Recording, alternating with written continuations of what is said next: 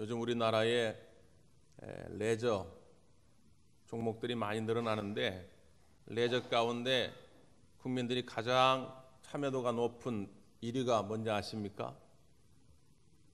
낚시입니다. 낚시. 얼마 전까지만 해도 1위가 등산이었는데 등산이 2위로 밀려나고 이제 우리나라 제일 인기 있는 레저가 낚시가 됐어요. 낚시꾼들이 제일 기뻐할 때가 언제인지 아십니까? 월척을 잡았을 때요. 물론 그것도 기쁜데 그거보다 더 기쁠 때 옆 사람이 월척을 잡았다 놓쳤을 때입니다. 그게 그렇게 기분이 좋대요. 뭐 요만한 거 말고 막 이만한 거는 막 사투를 벌이거든요. 막 몇 분 동안 싸우다가 놓칠 때 그걸 보는 게 그렇게 좋다고. 참 심보가 고약한 거죠. 그래서 그런 말이 있어요. 머리 아픈 건 참을 수도 뭐 아픈 건 못 참는다. 배 아픈 건 못 참는다. 여러분 그런 심보를 갖지 마시고 내 형제 내 이웃이 잘 되는 것을 함께 기뻐할 수 있기를 바랍니다. 천국은 딴 데서 오는 거 아닙니다. 내 심보를 뜯어 고쳐야 내 삶이 천국이 돼요. 오늘 내 삶의 관계들 속에서 주님 마음, 주님의 사랑의 그 마음으로 이웃들과 함께 할 때에 우리 서 있는 자리가 천국이 될 줄 믿습니다. 근데 우리가 천국이란 말을 사용할 때 조금 분별할 필요가 있어요. 왜냐하면 전 세계적으로 천국이 제일 많은 나라가 어디일까요? 우리나라입니다. 우리나라는 길을 가다 보면 천국 투성입니다. 김밥 천국, 타이어 천국, 속옷 천국, 뭐 그 정도는 그래도 봐줄 만한데 유흥가로 접어들면 나이트 부킹 천국, 영계 천국 또 그렇잖아요. 아니 극락이란 말도 있는데 좀 극락이란 말로 쓰든지 왜 하필 기독교 용어 천국을 갖다 쓰는지 모르겠어요.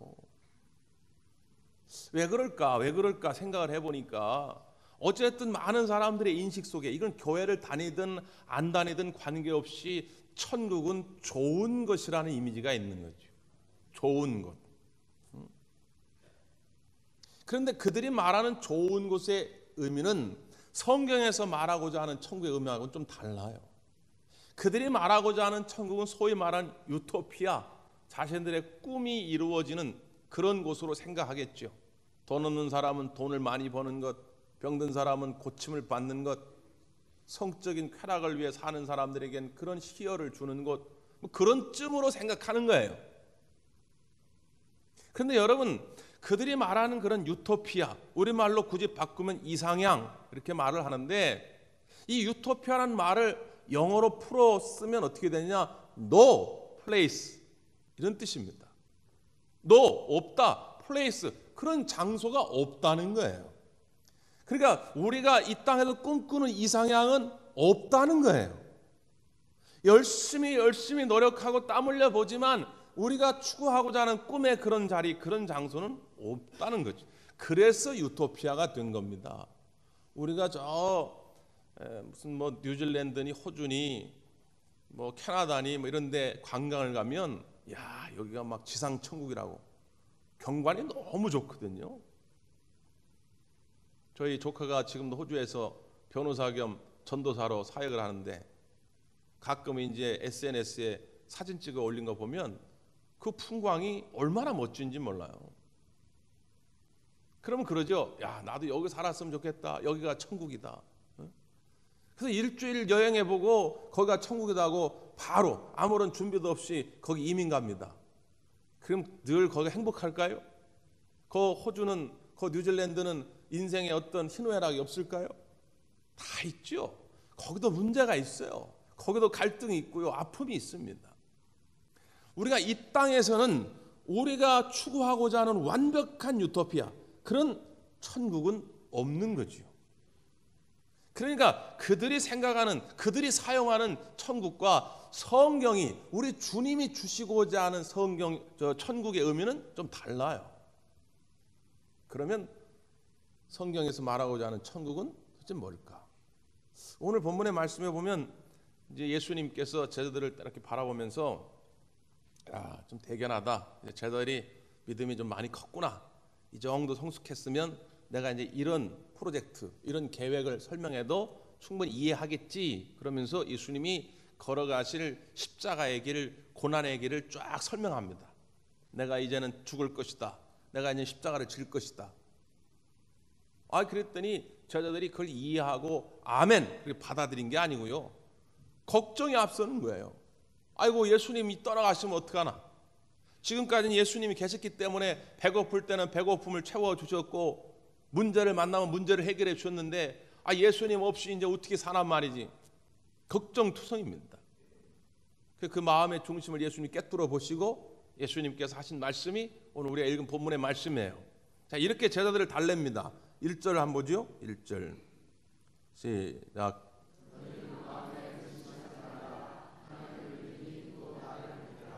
아멘. 너희는 마음에 근심하지 말라. 근심하지 말아야 할 이유, 비법을 설명하지요. 무엇입니까? 하나님을 믿으니 또 나를 믿으라. 그렇구나. 근심이 사라지지 않는 이유는 뭐가 없기 때문이라는 거예요? 믿음이 없기 때문이다. 근심을 없애버리려면 뭘 키우라고요? 믿음을 키우면 된다는 거예요. 맥주감사주를 앞두고 우리가 지난 상반기를 결산합니다. 하나님이 예를 들어서 똑같이 주었다고 칩시다.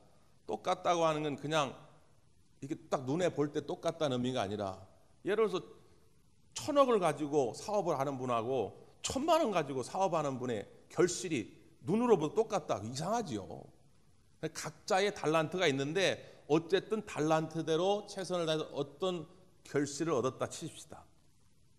그럼 이게 똑같으니까 동일하게 이 두 사람이 하나님께 기뻐하고 감사할 것 같습니까? 이 정도면 됐다. 이 정도면 감사하네 하고 만족할 것 같습니까? 그렇지 않아요. 누가 감사하느냐? 누가 기뻐하느냐? 믿음이 있는 사람이 감사하더라는 거예요. 똑같은데 목사 아니 어떻게 그런 일이 있을 수 있습니까? 누가 봐도 저 사람은 다 많으니까 저 사람은 매출이 100만 원밖에 안 되는데 나는 한 달 매출이 한 10억쯤 되니까 감사하는 거죠. 아니더라니까요. 세상살이가 그렇지 않더라는 거예요. 애굽 생활에 진절머리를 느끼고 백성들이 고통 속에 부르짖으니까 하나님이 그 애굽에서 이스라엘 백성들을 건져냅니다. 출애굽을 시켜요. 그럼 이제 노예생활 청산했으니까 얼마나 감사합니까? 그때부터는 맨날 아유 할렐루야 할렐루야 막 그럴 것 같죠? 그러기는커녕 홍해를 건너고 3일 만에 불평이 터져나오기 시작합니다. 3일 전까지 노예 생활은 꿈에도 생각 못 다 잊어버리고 또 불평하기 시작해요. 먹을 것이 없으니까 또 하나님을 원망하고 모세에게 대듭니다. 하나님이 하늘에서 만나를 내려줍니다. 근데 하나님은 만나를 내려주는 게 중요한 게 아니라 하나님을 끝까지 신뢰하기를 바랬어요. 믿음을 잃지 않기를 바랬어요. 그래서 하나님이 조건을 내세웁니다. 내가 매일매일 만나를 내려줄 테니까 너희들이 하루 먹을 치만 거두어라. 하루 먹을 치만. 그러면 그 말씀에 순종해서 누구나 다 하루 먹을 치만 거뒀을까요? 안 그렇다니까요. 자 보세요. A라는 사람, B라는 사람, C라는 사람이 다 하루 먹을 치 만나만 딱 들고 있습니다. 그런데 이 가운데 어떤 사람은 그걸 가지고 감사하고 기뻐하고 감격하는데 어떤 사람은 또 입이 이만큼 나와 있는 거예요. 아유 내일은 안 떨어지면 어떡하지? 아이고 이거 먹다가 상하면 어떡하지? 아이고 이거 갖고 배가 안 차면 어떡하지? 그때부터 걱정 근심이 막 쌓이는 거예요. 그러니까 들판으로 다시 나갑니다. 하나님이 하루치만 거두라 했는데 가가지고 욕심을 부리면서 막 이틀치 3일치를 막 거둬들이기 시작합니다. 걱정 근심에 쌓여가지고 거둬들이면서도 마음이 편치 않죠. 저녁이 됐는데 어떻게 됐다고 그랬어요? 다 썩어 없어졌다. 하루치만 딱 놔두고 나머지는 아무리 많이 거둬도 다 썩어 없어져. 썩어 없어져. 믿음이 있는 사람이 안식을 누립니다. 믿음이 있는 사람이 감사할 줄 아는 거예요. 많은 걸 쥐고 있다고 감사하고 기뻐하는 것이 아니더라는 거지. 너희는 걱정하지 마라. 근심하지 마라. 하나님을 믿으니 또 나를 믿으라. 나를 믿으면 그 믿음만 있으면 너희들은 근심에서 자유할 수 있다. 여러분 이 하나님의 말씀이 주님의 약속의 말씀을 꼭 기억하시기를 바랍니다. 그러면 구체적으로 뭘 도대체 믿으라는 겁니까? 자, 2절 3절입니다. 2절 3절 시작.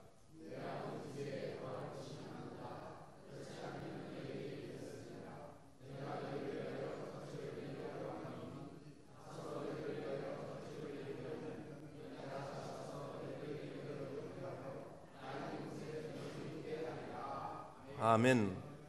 내가 그냥 가는 게 아니라 뭘 때문에 가신다고요? 너희를 위하여 거처를 예비하러 간다. 그 거처가 준비되면 다시 와서 그 거처로 너희들을 초대할 것이다.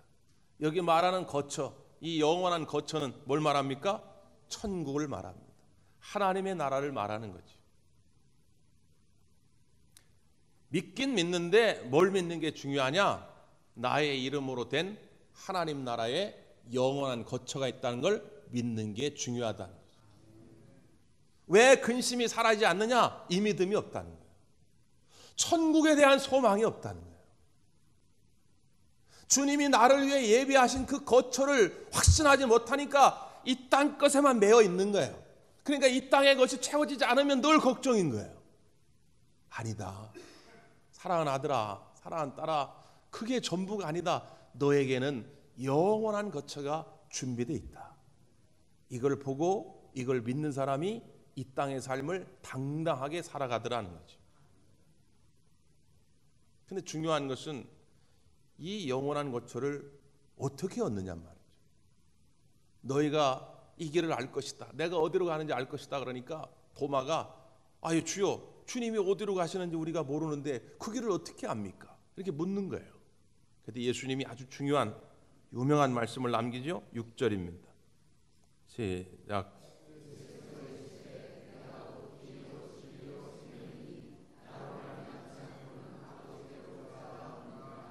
아멘. 내가 곧 길이요 진리요 생명이다. 나로 말미암지 않고는 아버지께로, 즉 그 영원한 하나님의 나라 천국으로 올 자가 없다는 것입니다. 이게 때로는 너무 독단적인 것 같고 독선적인 것처럼 보일지 모르지만 구원의 진리는 타협이 없죠. 어쩔 수 없는 것입니다. 예수님 분명히 말씀하는 거예요. 내가 곧 길이요 진리요 생명이다. 다른 방법으로는 하나님께로 천국으로 갈 방법이 없다는 거예요. 몇 해 전 미국의 크리스찬 투데이라고 하는 잡지에서 미국 사람들이 이렇게 설문조사를 했는데 어떻게 하면 천국에 갈 수 있습니까? 그랬더니 미국 사람들은 기본적으로 이렇게 신앙이 있잖아요. 어렸을 때부터 교회도 다니고. 근데 정확한 답변을 내놓은 사람이 15%밖에 안 된다는 겁니다. 어떤 사람은 교회 열심히 다니면, 성경을 열심히 읽으면, 물론 그것도 신앙생활이 아주 중요한 것들이지요. 그러나 교회를 열심히 다닌다고 천국 가는 거 아닙니다. 성경을 많이 읽는다고 천국 가는 거 아닙니다. 착한 일을 많이 하면, 당연히 착한 일을 해야지요. 그러나 착한 일을 많이 한다고 천국 가는 거 아닙니다. 15%의 사람만 정확한 답을 내놨는데 예수 그리스도가 나의 죄를 위하여 죽으신 것을 믿음으로, 이렇게 답한 겁니다. 이것만이 정답입니다. 다른 방법은 없어요. 어제 대신방 일정 가운데 평택에 있는 세계 성막복음센터에 다녀왔습니다. 남성교 회원들 갔는데 처음에 가면서 걱정하기는 남자들은 원래 말이 별로 없어가지고 가면서 너무 심심하면 어떡할까 그랬는데 전혀 걱정과는 반대로 그 다음 말은 뭔 말인지 아시겠죠? 하여튼 굉장히 재밌었습니다. 그 성막복음센터에 가면 구약 성경에 하나님이 친히 명령하신 성막의 모형을 실물 크기로 그대로 만들어 놨어요. 그 안에 내부 공간이 우리 예배당의 한 1.5배 정도 됩니다. 조금 더 커요. 처음 이제 성막문을 열고 들어가면 첫 번째로 만나게 되는 게 번제단입니다. 번제단이 있고, 그리고 좀 지나면 물두멍이 있고, 물두멍을 지나면 성소가 있고, 성소 안에 휘장을 하나 더 지나면 지성소가 있습니다. 제일 먼저 만나는 번제단에서는 뭘 하느냐? 자기가 가지고 온 제물을 드리는 겁니다. 좀 돈이 여유가 있는 사람은 소를 드리고, 양을 드리고, 염소를 드리고, 여유가 없고 가난한 사람들은 비둘기를 드리는 거예요. 비둘기를 드리나 소를 드리나 값은 몇 배 차이지만 하나님은 이것을 똑같이 받으시겠다는 거예요. 그러니까 우리가 하나님 앞에 맥주 감사 주일도 마찬가지인데 절기예물을 드릴 때 야 나는 100만 원 했는데 너는 왜 1000만 원 했냐? 그 사람 멸시할 것도 없고 또 나는 1000만 원밖에 못 했는데 저 사람은 100만 원 아니 1000원밖에 못 했는데 저 사람은 100만 원이 하네. 그것 때문에 열등감에 빠질 필요도 없어요. 하나님은 내가 최선을 다해서 최고의 것으로 드릴 때 하나님은 그 형편에 따라 드린 것을 그대로 받으실 줄 믿습니다. 그러니까 옛날 구약 시대도 그렇게 한 거예요. 형편에 따라 드려라, 형편에 따라. 그러니까 거기 막 소도 있고 양도 있고 염소도 있고 비둘기도 있고 막 모형을 막 만들어 놨어요. 그러면 이제 그걸 가지면 어떻게 합니까? 그걸 그냥 산채로 드리는 게 아니라 각을 뜹니다. 목을 치고 팔을 치고 다리를 칩니다. 내장을 끄집어내고 이 몸통만 하나님께 번제물로 드리는 거예요. 근데 거기 그 인형으로 막 소, 양, 염소, 비둘기 이렇게 쫙 만들어놨는데 그것만 만들어놨으면 좋을 뻔했는데 옆에 저는 이게 관심 있게 옆에를 쫙 봤는데 옆에 보니까 실제 제물로 드릴 그것까지 다 모형으로 만들어놨어요. 그래서 양이 이게 터진 거, 이 터진 것도 만들어놓고 그리고 내장도 모형으로 만들어놓고 제일 저와 눈이 딱 마주쳤던 게 뭐냐면 소머리입니다. 소머리가 딱 잘려가지고 탁 있는데 저를 쳐다보고 있더라고요. 그리고 옆에는 양머리가 탁 있고. 근데 그 소머리에 그 눈을 제가 쳐다보니까 그 소가 뭐라는지 아십니까? 네가 여기 있어야 되느니라 저한테 그러더라고요. 네가. 그 머리가 잘리는 게 원래는 소가 잘리고 양이 잘리고 염소가 잘리고 비둘기가 잘리는 게 아니라 누가 잘려야 됩니까? 원래 내가 잘려야 돼. 내가. 나의 죄 때문에 하나님께 나아갈 수가 없어요. 지성소는 하나님의 임재의 방입니다. 내가 그 지성소까지 나아가야 되는데 죄가 있으면 나아갈 수가 없어요. 무슨 소리냐고 나는 죄 없다고 해보십시오. 가다 그냥 즉사합니다. 구약시대에 그렇게 즉사한 사람이 한두 사람이 아니에요. 왜? 사람은 속여도 하나님은 속일 수가 없으니까. 나의 죄로 말미암아 내 목이 달아나야 돼. 내 팔이 잘려야 돼. 내 다리가 잘려야 돼. 내 속이 다 터져야 됩니다. 근데 하나님이 자비로우신 분에게 그럴 수 없잖아요. 내가 너를 죽일 수는 없으니 소를 갖다 바쳐. 그 소에다 너의 죄를 전가시키겠다. 그래서 그런 인형도 있어요. 이렇게 소의 머리에다 이렇게 안수하는 인형도 있더라고요. 옛날에 실제 그랬어요. 딱 제물을 가져오면 그 소의 양의 머리에다 딱 안수를 하면서 자기의 죄를 전가시킵니다. 그리고 그 소의 머리를 침으로 나의 죄에 대한 사함을 얻게 되는 거예요. 근데 이게 늘 제한적입니다. 왜? 하루에도 우리는 수십 번, 수백 번, 수천 번 죄를 짓거든요. 생각으로, 마음으로, 말로, 행동으로 수도 없이 많은 죄를 짓는데 그럼 그때마다 하나님 앞에 제물을 드리면 하루에도 소 수천 마리를 잡아야 돼요. 여러분 감사한 줄 아세요? 여러분 하루에도 수천 마리 소를 잡아야 돼. 수천 마리 양을 잡아야 돼요. 내 죄사함을 받으려면. 안 그러면 즉사하는 거에 머리가 날아가요. 그게 안 되니까 예수님께서 십자가에서 달려 죽으심으로 내 대신 살이 찢기우시고 피가 터져 나오시고 내 대신 죽으심으로 말미암아 나의 죄를 다 대신 짊어지시고 죽으신 줄 믿습니다. 그래서 그 예수님의 보혈의 은혜와 공로를 믿으면 너는 죄 없다 여겨주시겠다는 거예요. 이게 그래 은혜지요. 예수님 외엔 다른 방도가 없는 것입니다. 그런데 수많은 사람들이 자꾸 예수님의 다른 걸 자꾸 찾으려고 하는 거예요. 초대교회 당시에 우리가 바울 서신 이런 걸 보면 계속해서 초대교회 안에 있던 갈등이 뭐냐면 그거 너무 싱겁다. 예수님 십자가 은혜를 믿는 거 너무 싱겁지 않아? 그러니까 그것 플러스 할례를 받아라. 할례. 난지 8일 만에 할례를 받아 율법적인 것을 준수하면 구원받지 않겠어? 뭔가 덧칠을 하려고 합니다. 수많은 사람들이 이단들에 빠지는 경우가 뭐냐면 자꾸 자기 의를 드러내고 싶거든요. 믿음으로 구원받는 거? 그거 좀 싱겁다. 내가 뭔가 교회를 위해서 하나님을 위해서 이런 걸 좀 했다는 걸 보여주고 싶어. 100일 동안 철야 기도를 했다. 40일 동안 금식 기도를 했다. 내가 20억 건축원금을 드렸다. 내가 성경을 100독을 했다. 좀 뭔가 이런 걸 통해 좀 뭔가 드러내고 싶어. 그런 거 없어? 그 이단들이 딱 그걸 만들어줍니다. 우리 있어. 요거 딱 지켜. 요거 몇 개 지키면 돼. 이건 자꾸 예수 그리스도의 보혈의 능력을 무력화시키는 거죠. 백날 그렇게 해봐야 그것으로 우리의 죄가 사함을 받을 수가 없다는 것입니다.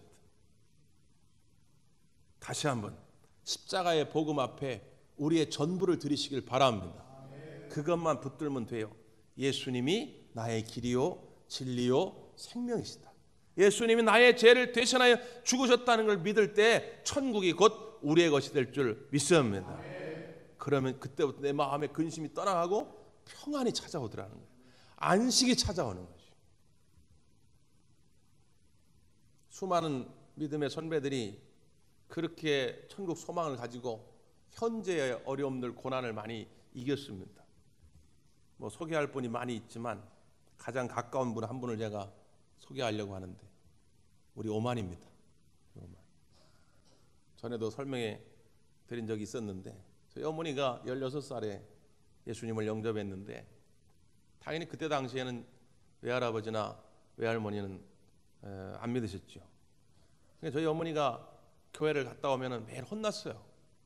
쓸데없이 교회 간다고. 그리고 예전에는 이렇게 돈으로 헌금을 드리기보다는 봉헌하는 시간에 주로 뭘 드렸냐? 쌀을 많이 드려요. 쌀. 농경사였으니까. 저희 어머니가 집에 있는 그 쌀자루에서 쌀을 퍼다가 그 성묘를 드린 거죠. 근데 저희 외할아버지가 그걸 알게 된 거예요. 너 이거 쌀 이거 어디다 처리했냐? 그래서 이 교회에다 드렸다고. 그러니까 교회를 안 다니시던 당시 외할아버지가 이해를 못하는 거죠. 왜 교회에다 왜 쌀을 갖다 주냐 말이지.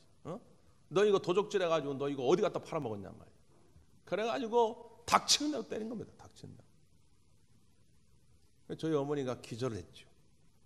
기절했어요. 깨어나질 못했습니다. 만 하루가 지나서야 깨어났는데 그때 당시 저희 할아버지는 어머니가 죽은 줄 알았대요. 내가 내 딸 죽였단 말이에요. 예? 그래서 깨어나기만 하면 내가 우리 딸이 해달래 다 해줄게 막 우셨대. 예? 그래가지고 나중에 이제 예수를 믿게 된 건데 어쨌든 그 만 하루 동안에 저희 어머니는 천국을 경험합니다. 물론 이건 주관적 체험이에요. 여러분 꼭 다 이렇게 체험해야 된다는 얘기는 아닙니다. 하나님은 다 사람마다 다른 체험을 주시기 때문에 주관적 체험인데 천국을 경험하는 거죠. 그래서 우리 예수님을 만난 거예요. 예수님과 좋은 시간을 보내고 이젠 떠나갈 때가 되어서 예수님이 떠나갑니다. 그러니까 저희 어머니가 떠나가지 말라고 예수님 가지 마세요 막 그런 거지. 그 예수님께서 그때 쪽지 하나를 이렇게 떨어뜨리더라는 거죠. 쪽지 하늘에서. 하늘에 쪽지가 떨어지는데 그 쪽지에 뭐라고 쓰였냐면 옥순아 내가 다시 널 데리러 올게. 그리고 가셨다는 거예요. 그리고 하루 만에 저희 어머니는 깨어나셨습니다. 이후에도 수도 없이 많은 어려움들이 있었습니다. 서씨 집안에 나중에 시집을 왔는데 아무도 예수를 안 믿어요. 그러니까 시집 식구들한테 얼마나 많은 박해를 당했는지 모릅니다. 목회하면서 어려운 일이 얼마나 많았는지 모릅니다. 그럼에도 불구하고 저희 어머니를 붙들었던 그 말 한마디. 옥순아 내가 너를 다시 데리러 올게. 나중에 천국에서 그 주님 만날 그 소망 말이죠. 그 믿음 하나 가지고 모든 걸 버텨내고 이겨낸 것입니다. 우리에게 이 천국 소망이 있다는 말이죠. 현재의 어려움은 아무것도 아닙니다. 근데 지금 현대의 그리스도인들이 한국교회 성도들이 왜 자꾸 나약해지냐? 이 믿음이 약해진 거예요. 7, 80년대 우리가 독재 정권 하에 그렇게 어렵고 가난 속에서 그렇게 어렵고 여러 가지 신앙적 불편함이 있었지만 그럼에도 불구하고 우리는 천국 소망이 있다 그 말이죠. 그러니까 모든 어려움을 이겨냈어요. 죽으면 죽으리라. 이 각오로 한국교회를 부흥시켰어요. 근데 지금은 많이 좋아졌는데 그 천국 소망이 없어졌어요. 약해졌어요. 오늘 우리가 순교자 주일로 지킵니다. 순교자 주일. 뭡니까? 결국은 지나간 우리 믿음의 선배들의 발자취를 다시 한번 더듬어 보는 거 아니겠어요? 초대교회에 많은 우리 믿음의 선배들이 박해를 당했는데 그때 당시에 초대교회 지도자였던 터툴리안이 남겼던 이야기가 있습니다.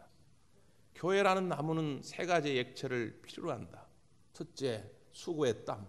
둘째, 기도의 눈물. 셋째, 순교의 피. 너도 나도 할 것 없이 높은 자리만 있으려고 하고 너도 나도 할 것 없이 좋은 자리만 있으려고 한다면 누가 수고의 땀을 흘리고 누가 기도의 눈물을 흘리고 누가 순교의 피를 흘리겠습니까? 그래가지고는 교회가 부흥할 리가 없고 하나님 나라가 확장될 리가 없지요. 누군가는 수고의 땀, 누군가는 기도의 눈물을 흘릴 때, 누군가는 순교의 피를 흘릴 때 교회라는 나무는 무럭무럭 자라게 될 줄 믿습니다. 이 일을 위해 우리를 부르셨어요. 근데 놀라운 것은 말이죠, 그 결단을 확실히 가지면, 내가 천국 소망에 대한 확실한 믿음을 가지고 순교의 피를 흘리겠다는 각오를 가지면 그 다음부터 두려움이 사라집니다. 내 마음속 갈등이 사라져요. 여러분, 이런 담대함, 이런 용기를 얻고 싶지 않습니까? 여러분이 다 그 주인공이 되시기를 간절히 바랍니다. 기도하겠습니다.